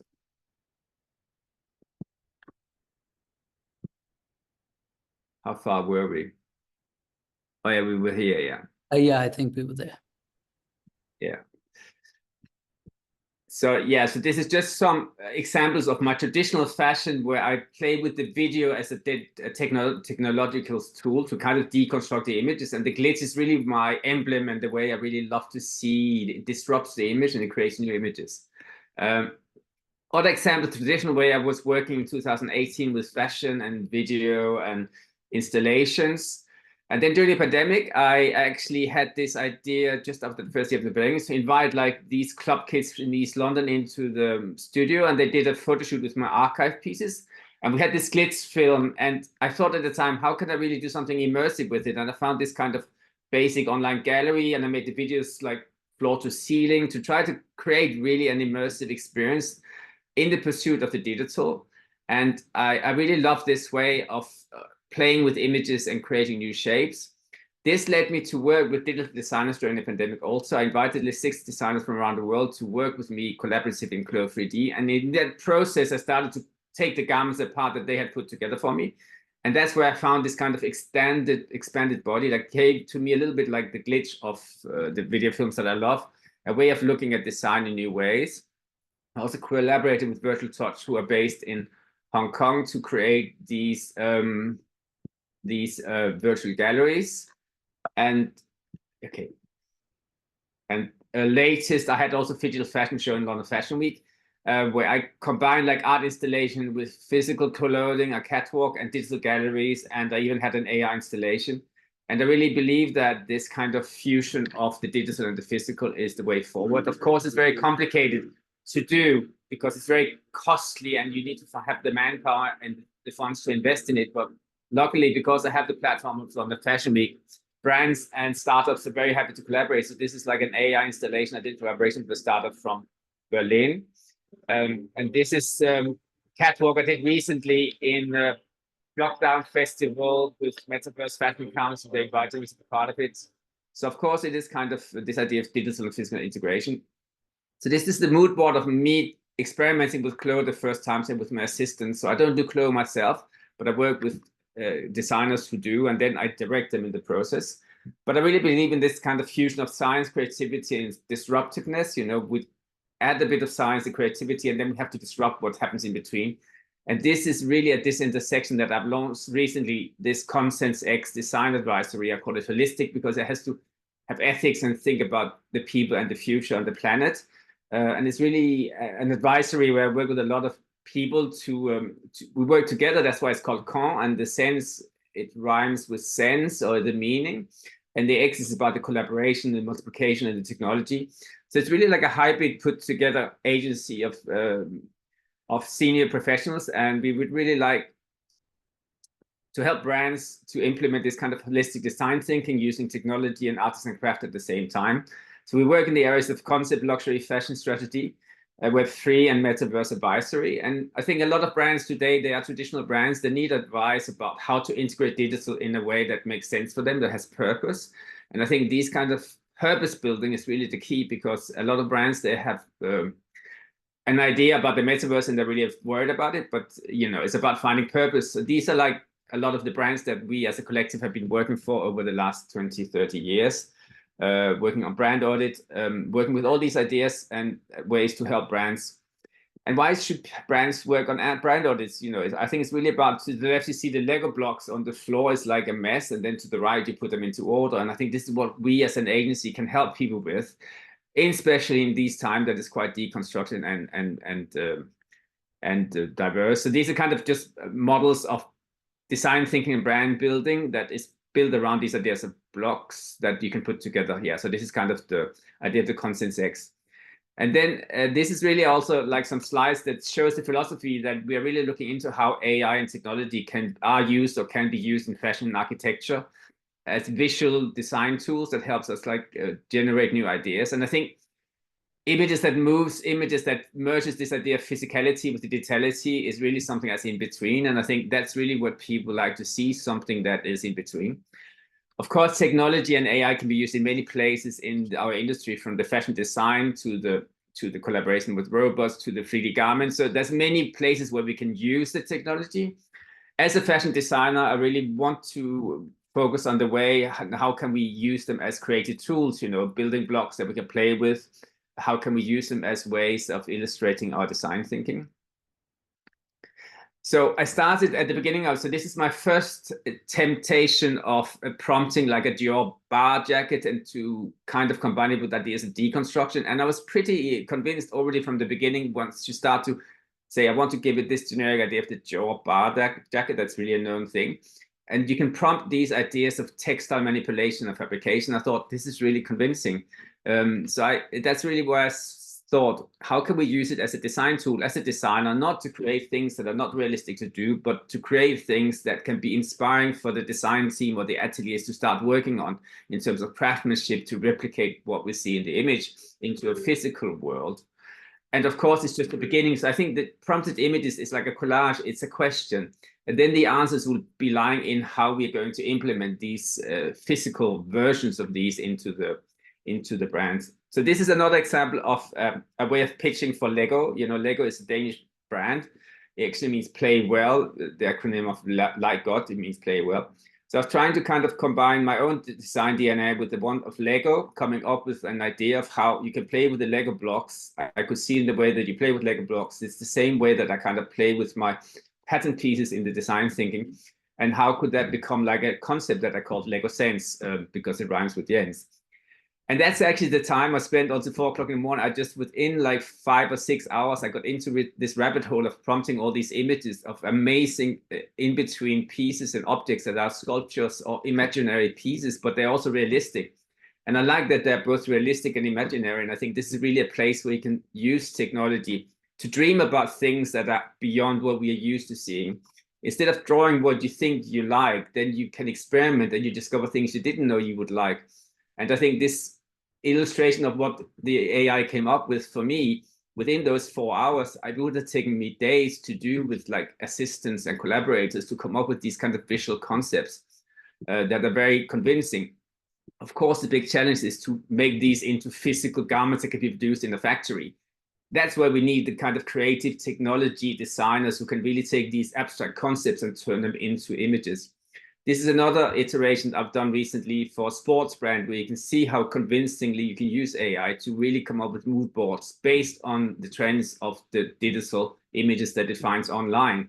I mean, everybody looks at images online, so I think there's no difference for me from a designer who looks at other people's designs or the AI who does it. Everything is generated from something else. All the fashion brands that say they don't generate things from things that exist, I don't believe it's true anymore today.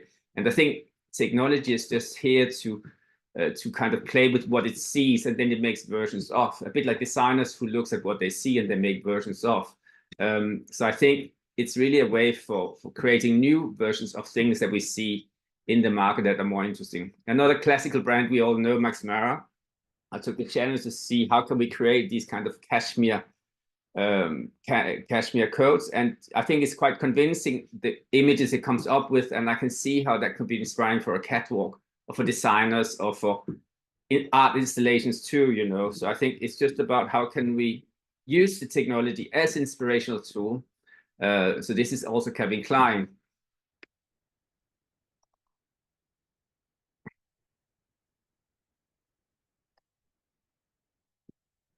Yeah, so this is Calvin Klein that I had been prompting to, where you can see like it got the aesthetic right, the ideas of the tailoring right, the kind of model that Calvin Klein were using in the past, right? This idea of this kind of repetition of the tailoring, this was actually prompted with like a runway. But I think some of the images are quite convincing. Pierre Cardin brand from the past. I love futuristic brands. Pierre Cardin was one of my favorites when I was a young designer, like Paco Rabanne. And this idea of utopia in the future was really interesting.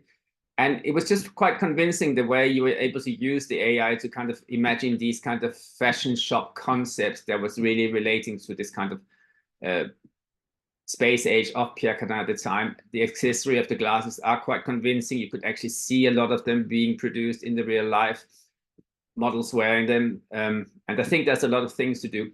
And I just want to stop with one last project. So this is my recent venture into the fashion and art AI. So this is kind of the submission I did for this Metaverse fashion conference, where I was kind of thinking, how can I combine my love for conceptual tailoring with like artistic concepts of really deconstruction? And I started to prompt this series of images, of ideas, coming up with these kind of in-between human statues, garment objects that are quite convincing, quite beautiful. They have an aesthetic. And of course, some really conceptual work comes out there. And I can really see that, you know, for me, it is as valid as anything that I could produce with my hands. But I can produce this in a very fast forward way. So I would take this as a beginning point. If I should do an installation, I work with a set designer and really come up with concepts. So I really see it as a way for me to produce results that are as fast as my thinking, because my creative thinking is very fast and often is speeded down by the time it takes us to make these kind of artworks. So for me, it's actually liberating to work with the AI because it produces ideas fast that responds to the way I write text, and produce some really interesting, beautiful catwalk images too. And the last bit I wanted to show you is actually how I got into a flow only 2 days ago, where I actually managed to kind of prompt these silhouettes very easily and convincingly, and they're all like similar in the similar way. And you could see how it could be like the beginning of a catwalk. And it's the first time I actually managed to use the AI in a way, so I could really see how it could help me in building collections for a physical brand, you know. And I think it's quite convincing the way that it looks like styling. It looks like digital styling of images, you know, and then it's the beginning of how you're going to make it into like a collection. But yes, I really think AI is here to liberate the creativity too. And honestly, because of AI, I can even see my design thinking has become much more diverse, and it's very easy for you to experiment with concepts that you are maybe not drawn to naturally. So I understand that people say that the AI can have like a racist way of portraying certain kind of identities, but I also think it is quite inclusive of that you can actually experiment with these things that maybe was not what you would normally do as a person. Yeah. So this is kind of just the end of my presentation with my contact details and everything. And just with the last image that you see here, it really came up one day that I wanted to explore how my logo could be played with. So I actually, in my keynote, when you're playing keynote with the text box of the logo, because I don't do logos in InDesign, I do them in keynote, I could see that you move the letters, and suddenly I thought this is an animation. So I did a video of me clicking forward in the animation of the keynote, and then I sent it to the videographer. He did the editing. And you can see how this low-tech production of an animation was given to the videographer, and then he turned it into this kind of morphic version of my brand. And it made me understand that a brand is never static, and it shouldn't be static. It should go with times, and it should be disrupted, and it should be put together like Lego blocks, you know, the Twin Towers falling on the floor. What does children do? They start to build again. You know, this is what we have to do when things get disrupted. We have to be brave and start to build again. So that was kind of my talk. So I hope it wasn't too fast and too disruptive from the breakup, and that I didn't spend too much time over time. I think it was very well done. And I think one key takeaway that I really picked up is that it goes back to design thinking. So rather than creating what we like to create, you know, we should experiment and see. It's actually all about design thinking, that you keep iterating and you keep simulating. So I think that gets you out of your comfort zone of where you like to design, and then you keep getting thrown at ideas, and suddenly you realize you're curating outside your comfort space. and you're widening your spectrum. That's pretty amazing. I mean, I will just say last thing. So what I really learned was when I went to do my MS at Martinez, it's an art school, and the course leader we had, Professor Louise Wilson, she was a very infamous, famous course leader, and she was not politically correct. It was a bit like Navy SEALs for fashion designers, you know, and she was quite critical, and she could be bullying and quite hardcore critical, you know. But it did really shake me up a lot, and it made me allow to kind of deconstruct myself and then reconstruct something else. And once I had understood that reconstruction process, that was amplified by September 11, because that was actually, I was seeing what I was living in my body, I could see it in the world, was again then amplified by the pandemic, because when the pandemic happened, I felt, oh, this is really a time for rebuilding, you know.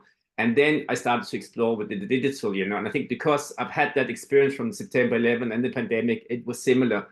And I'm trying to integrate it, but I'm trying to do it in a way that's very practical, you know. So I think this is what you have to learn. Everything is going to be taken apart, but we have to be able to put things together again. And it doesn't really matter how we put it together, but that we start to do, and then something new will come. And in that process, we'll surprise ourselves. You know, we cannot just design things we like.